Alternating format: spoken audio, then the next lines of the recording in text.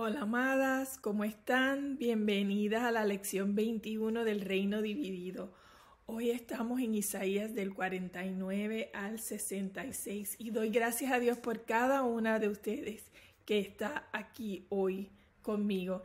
Doy gracias a Dios que hemos podido perseverar y que, amadas, en un abrir y cerrar de ojos ya llegamos a la cuarta semana, la última semana en el libro de Isaías. Durante estas 4 semanas hemos visto el corazón de Dios desplegado de manera maravillosa. Los 66 capítulos salen de la visión que le dio Dios a Isaías. El nombre de Dios, el Santo de Israel, aparece 36 veces en el Antiguo Testamento y de esas 36 veces, 30 veces aparece en este libro de Isaías. Y aprendimos que el Santo de Israel es nuestra única esperanza. En este libro Dios describe detalladamente el juicio venidero porque lo han abandonado y en su infidelidad han ido tras otros amantes, tras ídolos y falsos dioses. Y Dios los llama a arrepentirse y a regresar a Él. Y describe detalladamente su plan de salvación. Pero no lo escucharon. La semana pasada vimos que podemos confiar en Dios, en su amor y cómo nos persigue porque el corazón de Dios anhela salvar a los pecadores. El Señor, el que creó y desplegó los cielos, nos dice: yo soy el Señor, ese es mi nombre. No entrego a otros mi gloria, ni mi alabanza a los ídolos. Las cosas pasadas se han cumplido y ahora anunció cosas nuevas. Y sabemos que estas cosas nuevas también se cumplirán porque Dios cumple todas sus promesas. Esta semana vemos que hay un siervo escogido. Un siervo escogido que sí cumple la misión dada por Dios el Padre. Esa misión que Israel no pudo cumplir. Este siervo la cumple a la perfección. Esta sección está llena de las profecías que continúan validando el hecho de que el Santo de Israel es nuestra única esperanza y que nos revela aún más de su corazón. Lo vamos a ver en 2 divisiones. La primera división, Jesús el siervo afligido, y lo vamos a ver de Isaías 49 al 57. Y la segunda división, Jesús el Rey eterno. Y eso lo vemos en Isaías del 58 al 66. Y vamos a aprender que confiar en Jesús, el siervo afligido y el Rey eterno, nos llena de esperanza aún en medio de días oscuros. Así que les invito a que abran sus Biblias al capítulo 49 de Isaías, a que inclinemos el rostro y oremos. Señor, tú eres soberano Dios del universo. Señor, tú estás en control, solo tú, en control del universo, de las estrellas, del día a día, Señor, de la historia y de nuestras vidas. Padre Celestial, te damos gracias, nos deleitamos en ti, nos regocijamos en ti, mi Rey, porque nos has vestido con ropas de salvación y nos has cubierto con el manto de tu justicia, Señor. ¿Quiénes somos nosotros que tú tienes tanto cuidado de nosotras? Señor, gracias te damos gracias por Jesucristo. Te damos gracias por tu Hijo amado Jesús, por su obediencia en la cruz, porque Él voluntariamente decidió venir y dar su vida por mí y por cada una de mis hermanas, Señor, por cada persona. Padre, gracias por su obediencia, Señor. Ayúdanos a ser más conscientes de ese gran sacrificio, Señor, aunque nuestra mente ilimitada no pueda comprender la magnitud de ese sacrificio. Ayúdanos a ser más conscientes del sacrificio. Queremos vivir en adoración, Señor, que esa conciencia nos lleve a adorarte todos los días de nuestra vida. Señor, crece esa hambre que tenemos de ti, Señor, y danos un corazón renovado. Señor, aviva la llama en nuestro corazón, mi Rey. Te lo pedimos en el nombre de tu Hijo amado Jesús. Amén y amén. Isaías habla la palabra de Dios con claridad al pueblo de Israel. Recordemos que les está profetizando el juicio del exilio que vendría en un futuro no tan cercano. Pasaría más de 100 años antes de que Babilonia se llevara a Judá al exilio. Isaías también le habló del final del exilio, ese exilio que aún no ha comenzado. Él les habla que terminará, no será para siempre.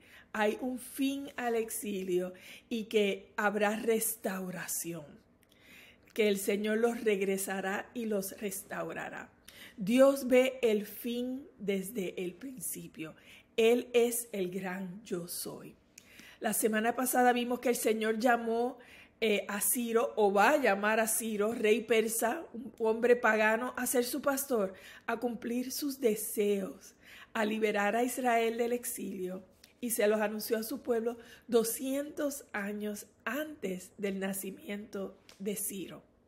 ¡Wow! Solo Dios soberano, encargado de la historia, puede hacer algo como eso. Y hoy vemos más cumplimiento de las profecías del Señor. Hoy vemos que uno más grande que Ciro traerá una libertad mayor, el que nos dará libertad espiritual, romperá el yugo de la esclavitud al pecado. En el capítulo 49 vemos la segunda canción al siervo de Dios y describe su misión, la misión dada por Dios, y comienza haciendo un llamado a las costas lejanas. Escúchenme, como diciendo, oigan esto, presten atención que esto es importante. Si ustedes, las naciones distantes, presten atención. El Señor me llamó antes de que yo naciera en el vientre de mi madre, pronunció mi nombre. Y Miqueas, el profeta Miqueas, en el capítulo 5, versículo 2, nos dice que de Belén Efrata saldrá el que gobernará a Israel, y sus orígenes son desde los días de la eternidad. Desde antes de la fundación de la tierra, ya ese era el plan perfecto de Dios. Dígame si eso no es una cosa que, ¿verdad? No nos cabe en la cabeza. Desde antes de la fundación de la tierra, ya este era el plan de Dios. En los versículos del 6 al 13 nos da la misión a la que fue llamada el siervo de Dios, a restaurar a las tribus de Jacob, a volver a su pueblo a él, y también a hacer luz a las naciones y a llevar la salvación hasta los confines de la tierra, donde estamos tú y yo hoy. Claramente, esta canción al siervo nos está hablando de Jesús, del Hijo de Dios, el Mesías que vendría, el que será luz a las naciones. Lucas 2 nos habla de que cuando María y José llevaron a el niñito Jesús a Jerusalén a presentarlo en el templo, se encontraron con Simeón, un hombre a quien Dios le había prometido que no moriría sin antes ver al Mesías.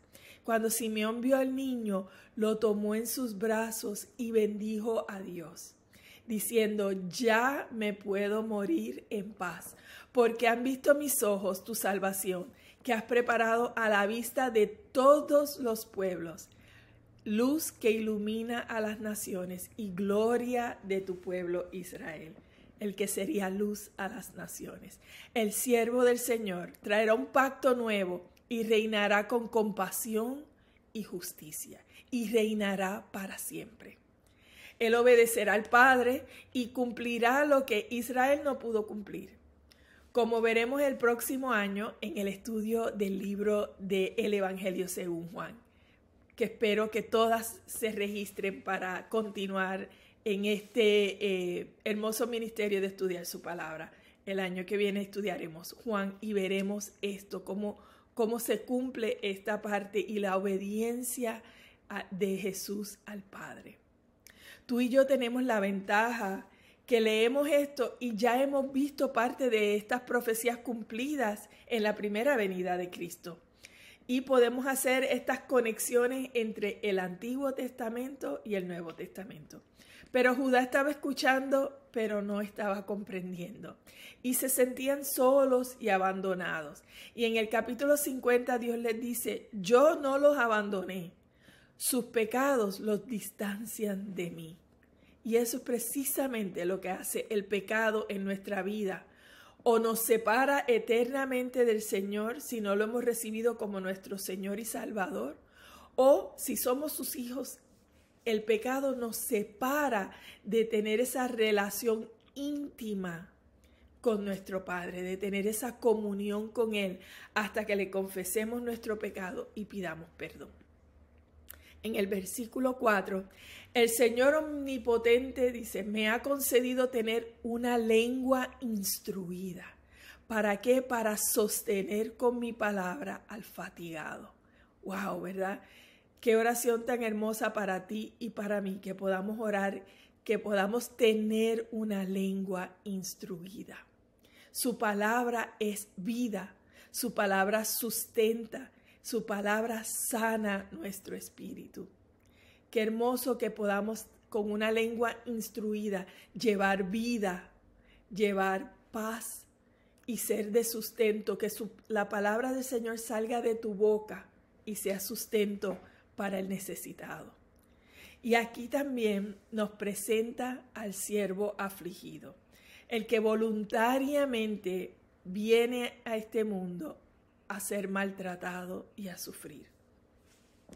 El versículo 6 nos dice, ofrecí, y este es el siervo hablando, ofrecí mi espalda y mis mejillas a los que me maltrataban. Wow, ¿verdad? Ante las burlas y los escupitajos no escondí mi rostro. Por su gracia, Él no sería humillado.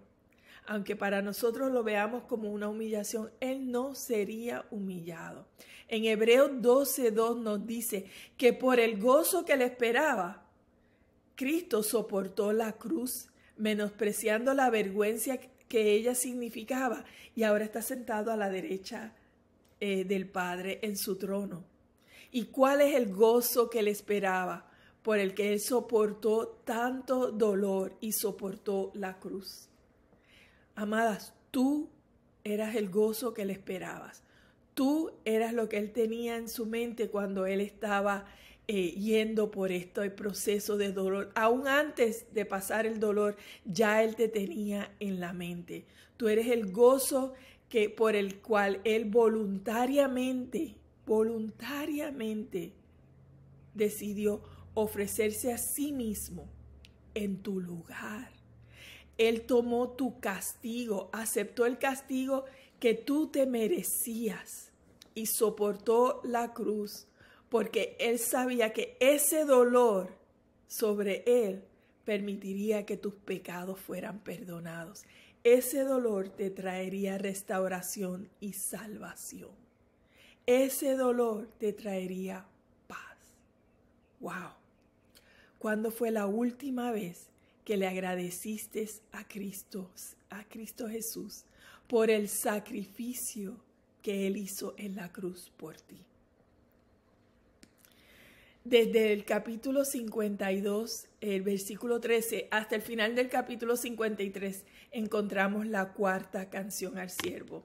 Nos habla exactamente de su sufrimiento y su gloria, y cómo ese sufrimiento traerá nuestra salvación. Y las exhorto, amadas, que tengan un tiempo a solas con el Señor, meditando en esta porción desde el 52:12 hasta el 53, y que tengan su tiempo de repasar, de leer, de releer, de repasar y de responder a lo que nos dice el Señor ahí y lo que aprendemos ahí sobre Dios. La canción comienza con miren, atiendan, o sea, presten atención. Esto es importante. Y nos permite ver al siervo del Señor de tres perspectivas diferentes. Número 1, cómo lo ve el mundo. Número 2, cómo lo ve Dios. Y número 3, ¿cómo lo vemos todos los que hemos puesto nuestra confianza en Él? ¿Cómo lo ve el mundo? En 53, 2 al 3 y 7 al 9 vemos que dice, creció en su presencia como vástago tierno, como raíz de tierra seca. No había en él belleza alguna ni majestad. Su aspecto no era atractivo y nada en su apariencia lo hacía deseable. Despreciado y rechazado por los hombres, varón de dolores, hecho para el sufrimiento. Todos evitaban mirarlo. Fue despreciado y no lo estimamos. El mundo lo ve con desprecio o como una gran tragedia, como un siervo débil que murió inocentemente y sin fuerzas para defenderse a sí mismo. Maltratado y humillado, que ni siquiera abrió su boca como cordero y que fue llevado al matadero. Después de aprenderlo y juzgarlo, le dieron muerte. Nadie se preocupó de su descendencia. Fue arrancado de la tierra de los vivientes y golpeado por la transgresión de su pueblo. El mundo lo ve como una expresión de crueldad humana, como algo que trajo gran humillación. Pero ¿cómo lo ve Dios? En el versículo 52:13 dice, miren esto, presten atención. Mi siervo triunfará. Dios lo ve triunfante. Él será exaltado, excelso y sublime, levantado y muy enaltecido.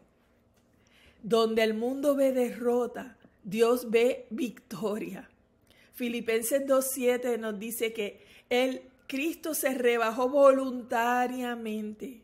Él lo hizo porque quiso, voluntariamente tomó la naturaleza de siervo y haciéndose semejante a los seres humanos, vino y al manifestarse como hombre, se humilló a sí mismo y se hizo obediente hasta la muerte y muerte de cruz.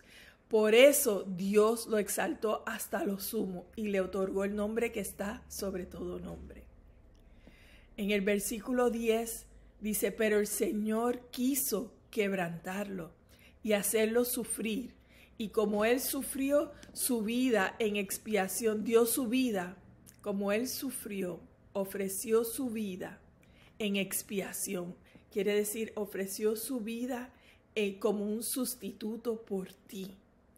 Y llevó a cabo la voluntad del Señor.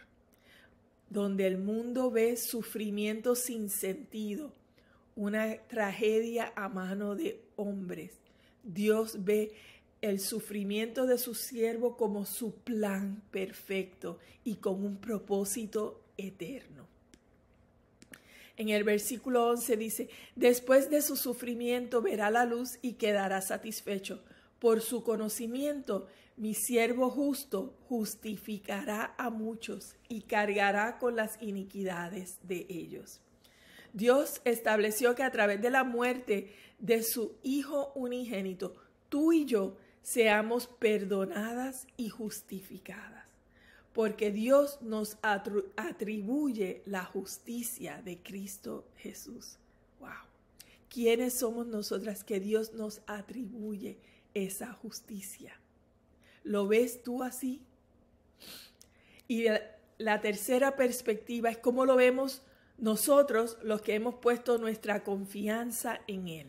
Los israelitas una vez al año, si se acuerdan, en el Antiguo Testamento sacrificaban un cordero sin mancha y sin defecto en la fiesta de la Pascua y ofrecían su sangre a Dios como sustituto para el perdón de sus pecados.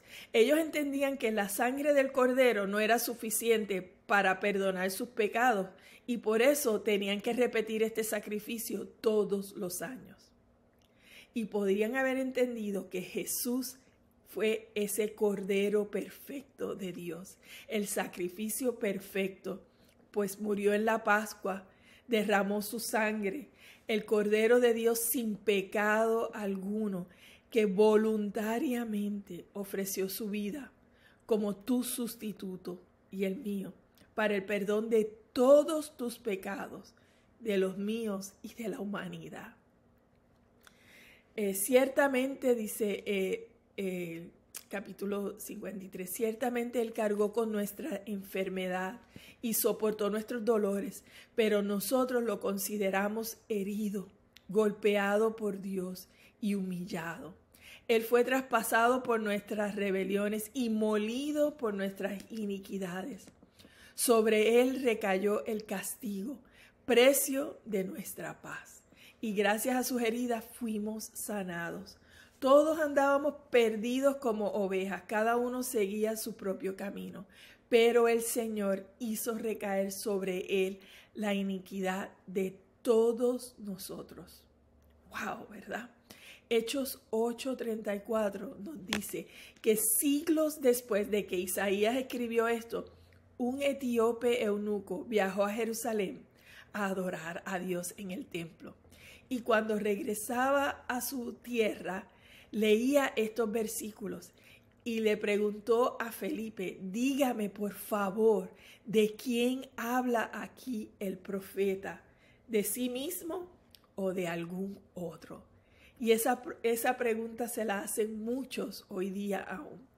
Y Felipe, comenzando con esos versículos en las Escrituras, le compartió al etíope las buenas nuevas de Jesús.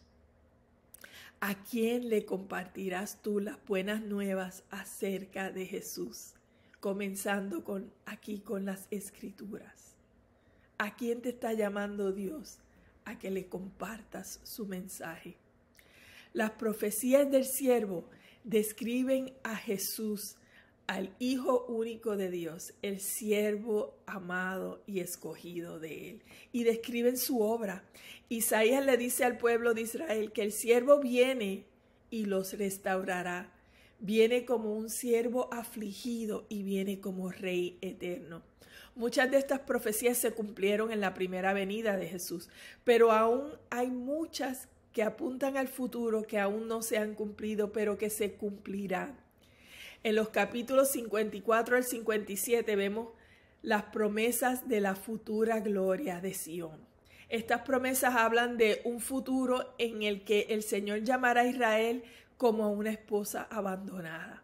Y su fiel amor por ella no vacilará, permanecerá. Y no prevalecerá ningún arma que se forje contra ella.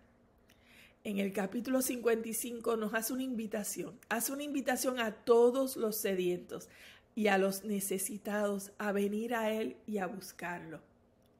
En el capítulo 56, Dios nos promete que traerá a los exiliados de Israel y a los extranjeros para que se unan a Él.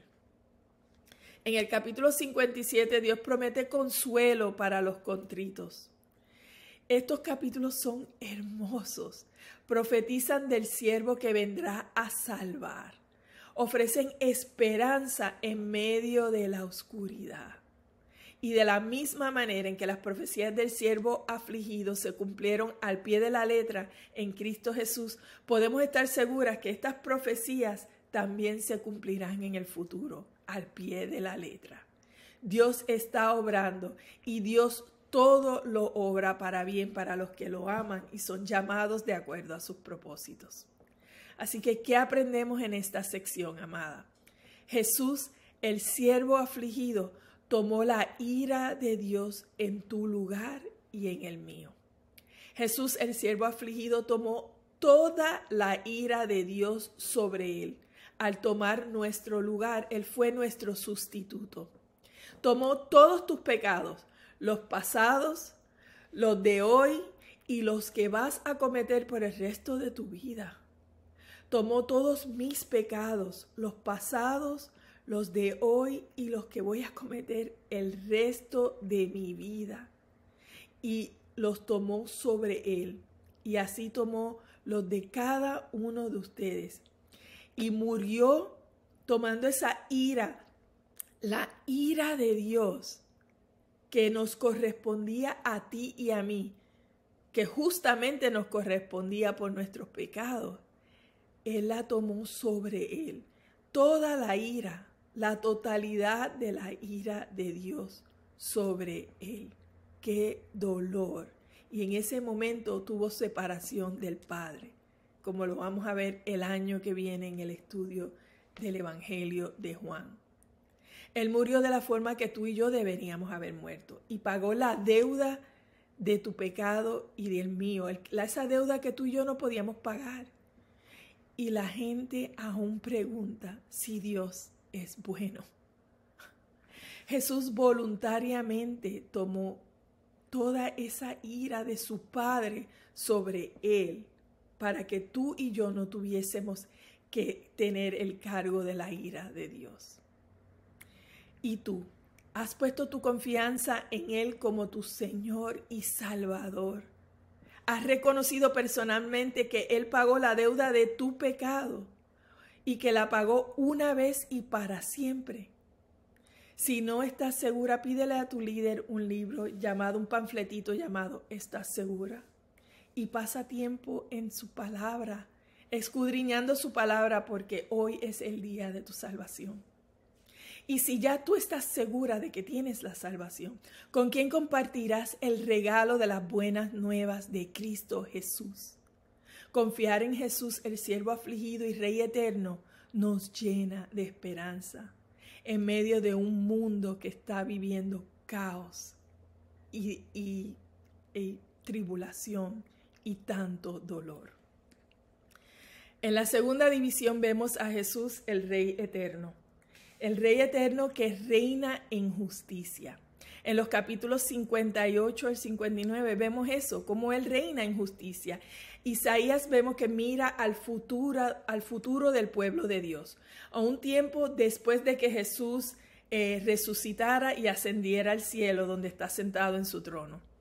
Vemos que hay una serie de acusaciones contra el pueblo rebelde que practica la religiosidad, pero que realmente no busca el corazón de Dios, que ayuna para lucir bien y porque es costumbre, pero no para tener comunión íntima con Dios. Amadas, Dios ve el motivo de nuestro corazón. Nada le podemos esconder. Y el pueblo se queja de que Dios se siente distante. Y Dios les dice en el capítulo 59, mi mano no es corta para salvar, ni es sordo mi oído para oír. Sus iniquidades son las que los separan a ustedes de mí. Tus pecados te llevan a esconder tu cara para no escucharme. En los versículos 60 al 62 vemos que el Rey eterno reina con gozo y restaura la gloria de Sión. Jesús traerá salvación a todas las naciones, no solo a Israel, pero a todas las naciones. Los que han sido dispersos regresarán y ya no serán cautivos. Habrá paz y seguridad en la nación. El Rey reinará en un tiempo de paz, prosperidad, gozo y en justicia.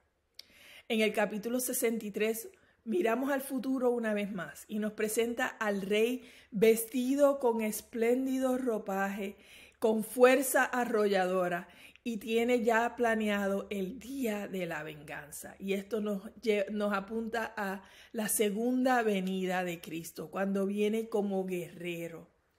Su ropa, dice aquí, está manchada de rojo con la sangre de los que han rehusado recibir el sacrificio de Cristo en la cruz. Apocalipsis 19:13 nos dice, está vestido de un manto teñido en sangre y su nombre es el Verbo de Dios. Y eso también lo veremos el año que viene en el estudio de Juan. Jesús es el Verbo de Dios hecho carne.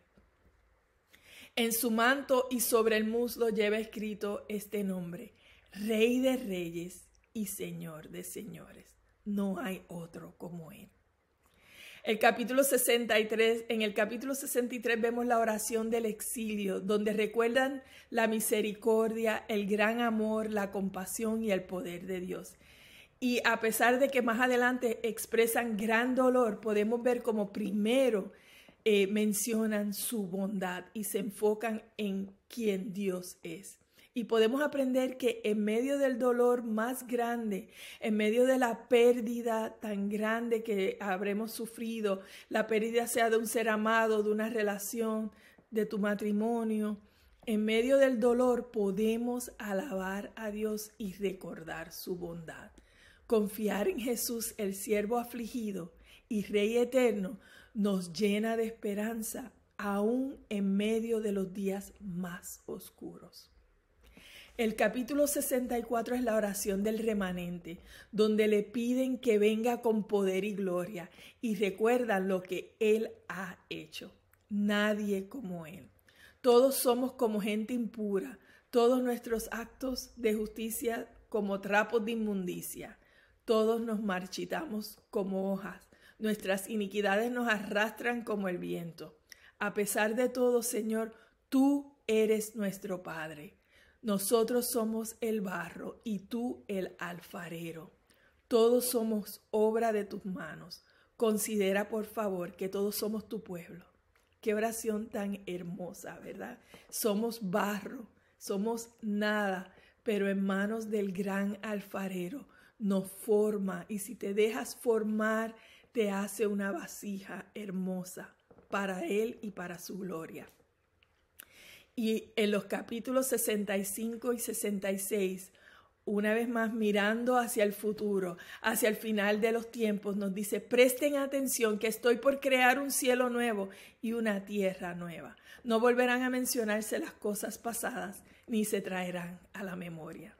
Y hay una variedad de interpretaciones en estos últimos capítulos. Así que las exhorto a que lean las notas, son excelentes. Lo mejor está por venir y Dios aún tiene grandes planes para su pueblo de Israel, su pueblo escogido. Y en esta sección, amadas, aprendemos que confiar en Jesús, el Rey eterno, nos provee fortaleza para hoy y esperanza para el futuro. Dios le dio estas promesas a Israel en un tiempo que estaban viviendo en caos y confusión. Dios le dio su palabra para que fuese su sustento, su fortaleza y su fuente de esperanza en tiempos difíciles. Y aunque estas promesas son específicas para Israel, su palabra no cambia. Sigue siendo para ti y para mí fuente de esperanza, fortaleza y sustento hoy. ¿Te sientes decaída? ¿Te sientes triste, agobiada, vacía? Corre a su palabra es vida y sustento para tu alma. Medita en su palabra, escucha sus advertencias, examina tu corazón, arrepiéntete delante del Señor, confiésale tus pecados y vive para aquel que dio su vida por ti, aquel que voluntariamente vino a sufrir un dolor inimaginable para ti y para mí. Jamás podremos imaginar ni un pedacito de la magnitud del dolor que el Dios del universo, que Cristo Jesús, sufrió a causa tuya y mía, por amor a ti y a mí. Voluntariamente escogió sufrir así. Vive para Él. Vive en agradecimiento y en adoración a Él. Confía en Jesús, el siervo afligido y Rey eterno, que te llena de esperanza aún en los días más oscuros. Oremos.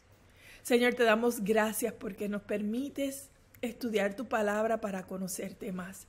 Queremos conocerte más, Señor. Danos más hambre de ti.